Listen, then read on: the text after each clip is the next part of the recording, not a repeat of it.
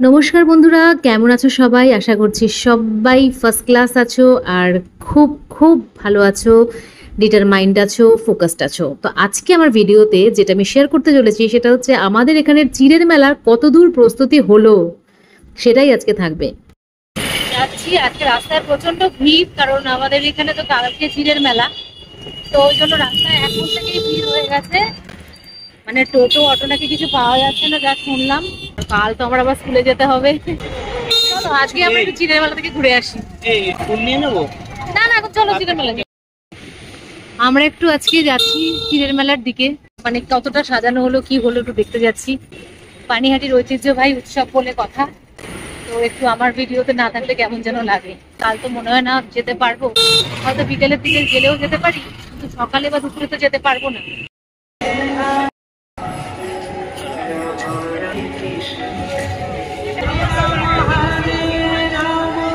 কত পুণ্যার্থীর সমাগম হয়েছে, আমি আগের দিন আজ অব্দি আসেনি, মানে এইবারে সুযোগ হয়েছে আগের দিন আসার। এনারা সবাই দূর দূরান্ত থেকে এসে এখানে রাখবেন সারা রাত।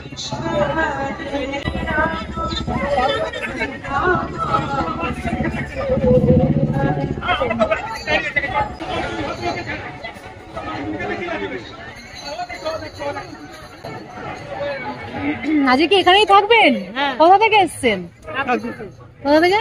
কাকদ্বীপ। কাকদ্বীপ? হ্যাঁ বাবা, ভালো থাকুন। সবাই এসছে এত দূর থেকে, এটাই তো মেন দেখা। আগের দিন চিড়ের মেলার আগের দিন আমাদের পানিহাটি মহোৎসবতলার ঘাটের এইরকম দৃশ্য আমি সত্যি প্রথমবার দেখলাম। যাক, আমার দেখার সৌভাগ্য হলো। পরের দিন হয়তো আসতে পারবো না বলেই আজকে এই দেখার সৌভাগ্য হলো। এই যে এখানে সব করে দেওয়া হয়েছে, বাউন্ডারি গার্ড সব দিয়ে দেওয়া হয়েছে, অনেক পুলিশও দিয়েছে। আশা করি খুব সুস্থ মতোই কালকে আমাদের এই উৎসবটা সম্পন্ন হবে।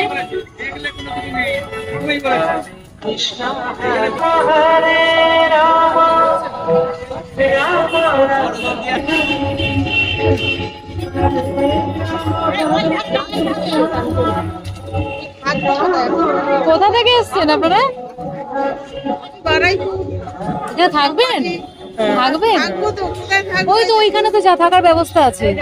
হ্যাঁ, এইখান দিয়ে যান, বেরিয়ে ওইখানে বড় জায়গা আছে, ওইখানটা চলে যান, এইখান দিয়ে গিয়ে যান, এই ভেতর দিয়ে চলে যান, ওখান দিয়ে চলে যান। ভেতর অনেকেই বসে আছে, অনেকে আছে, যান। বন্ধুরা, আমার সেশন তো ফুল পিক আপে মোটামুটি চালু হয়ে গেছে, মানে আস্তে আস্তে আরো আশা করি আমার স্টুডেন্ট সংখ্যা বাড়বে। এখন আমি যে কারণে ক্যামেরাটা অন করে বসলাম সেটা কিন্তু একদম ডিফারেন্ট পারপাস।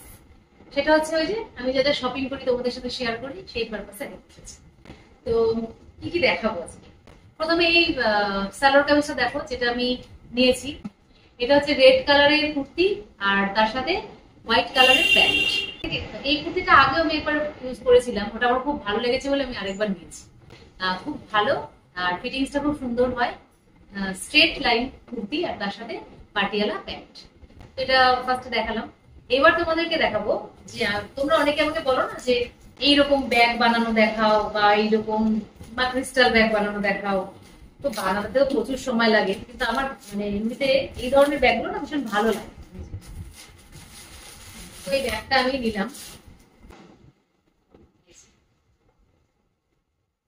সুন্দর ফিনিশিংটা, আর এই যে চেনটাও আছে এখানে, চেনের সাথে এরকম একটা সুন্দর রয়েছে।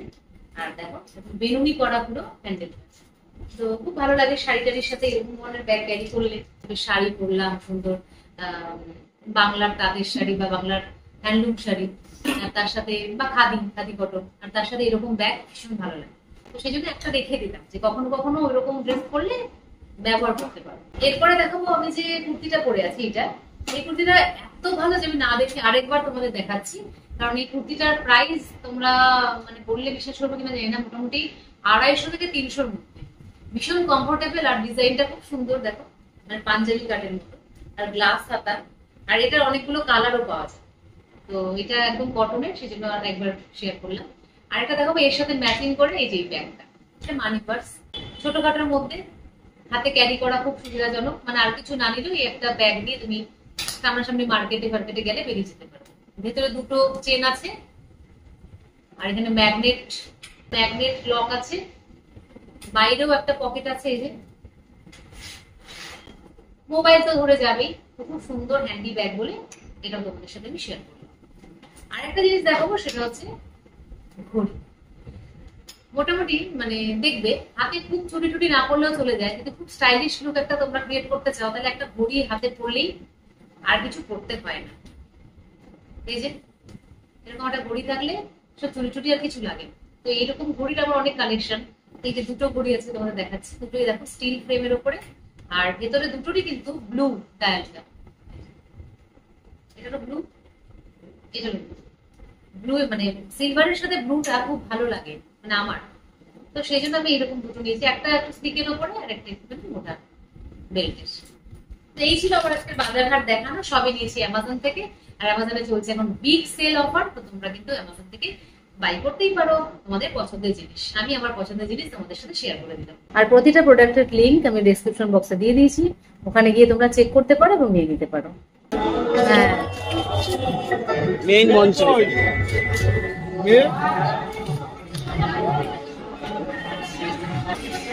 এখন এই মন্দির প্রাঙ্গণ পরিষ্কার করা হচ্ছে।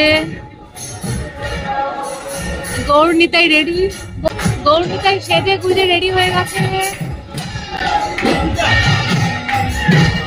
আবার উৎসব একদম ভালোই তো। আচ্ছা, ভালো দিনেই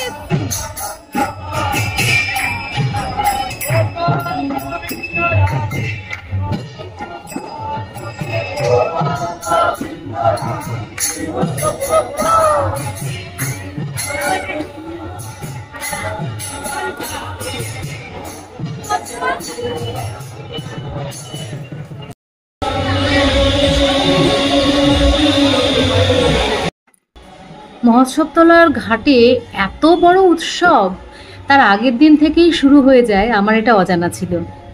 আশিস অবশ্য এটা জানে, কিন্তু আমার কখনো আসা হয়নি। তো এসে আমি সত্যি আপ্লুত, কারণ এত সুন্দর মানে ভক্তের সমাগম দেখলে মনটা সত্যি ভালো হয়ে যায়। আমি তো আর সেই রকম ভক্ত হতে পারিনি, তাই ভক্তদের এত আকুতি দেখে মনটা বিহ্বল হয়ে পড়ছে। দেখো কত কত মানুষ কিভাবে সাষ্টাঙ্গে অনেক ভক্তের সমাগম হয়েছে। এক অদ্ভুত দর্শন হলো আজকে এই পূর্ণভূমিতে এসে। আর আমরা এই পানিহাটির বাসিন্দা, আমরা এত বড় উৎসবে সেইভাবে অংশগ্রহণ করতে পারি না। বহু দূর দূর থেকে কত মানুষ এসে আজ সারা রাত্রি এখানে অপেক্ষা করবেন কাল এত সুন্দর একটা উৎসবে অংশগ্রহণ করার জন্যে। আর আজ রাত 3টে থেকেই কিন্তু এই জেটিতে লঞ্চ চলাচল শুরু হয়ে যাবে।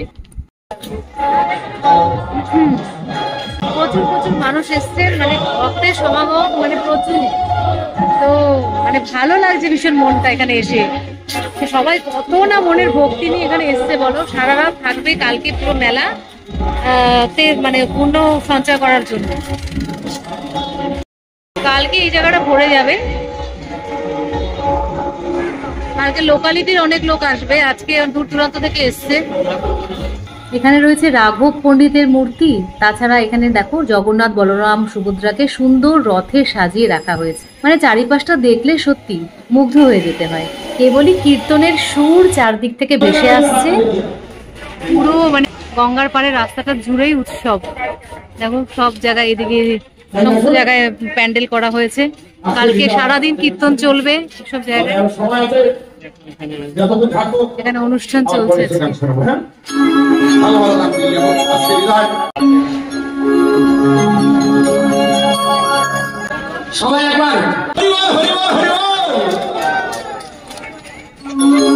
চলে এসেছি দণ্ড মহোৎসবের মেলাতে। আজকে মেলার আগের দিন রাত্রিবেলা, এখন রাত্রি 10:30 বাজে।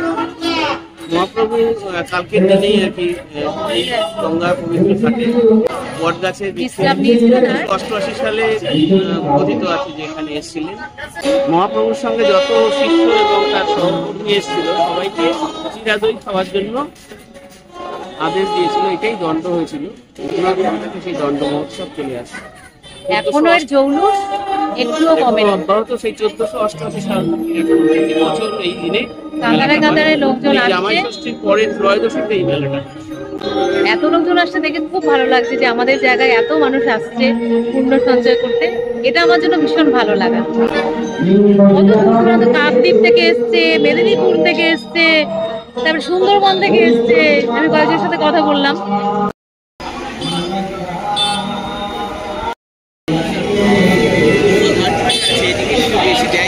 ব্যবস্থাপনা বেশ ভালোই, অনেক পুলিশ মোতায়েন করা হয়েছে, ব্যারিকেডও সুন্দরভাবে দেওয়া হয়েছে, মানে একদিক থেকে ঢোকা হবে, অন্য দিক থেকে বেরোনো হবে। তাই যারা যারা আসতে চাও অবশ্যই আসতে পারো, কাল ভোরেও চলে আসতে পারো। আর লোকালের লোকজন তো আসবেই, যারা জানে তারা তো অবশ্যই আসবে। আর আমি কাল বিকেলের পরে হয়তো একবার আসবো, আজকে দর্শন করে গেলাম। চলো এবার বেরিয়ে পড়বো। পরিবেশটা এত সুন্দর, বেশ ভরে গেল, মনটা মানে শান্ত হয়ে গেল। গাড়ি আছে, পড়ে যাবেন।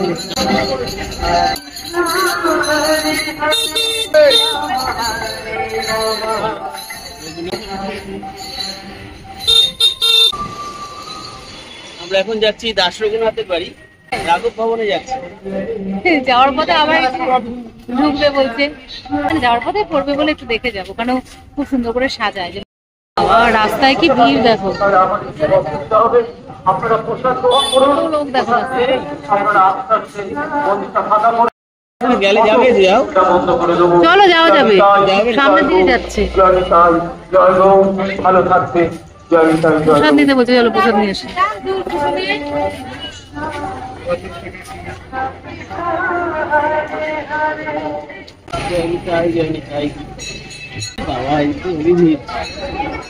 চলে এসেছি রাঘব ভবনে, কত ভিড় দেখো, প্রচুর লোকজন এখানে আছে, প্রসাদ বিতরণ করা হচ্ছে।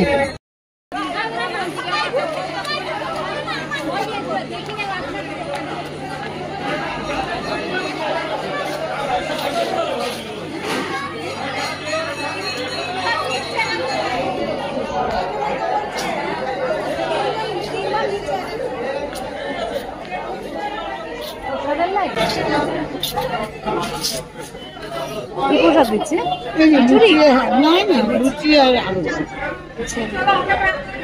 এখানে প্রসাদ বিতরণ হচ্ছে, লুচি আলুর দম। আজকে মন্দির এখনো খোলা। আর একটি বিশেষ ঘোষণা, যারা একবার প্রসাদ গ্রহণ করেছেন তাদের কাছে আমাদের সবিনয় নিবেদন, দ্বিতীয় প্রসাদে যেটা দেওয়া যাবে না, কারণ এখানে অনেক প্রসাদের জন্য আপনাদের কাছে আমাদের সবিনয় নিবেদন, এটি করবেন না।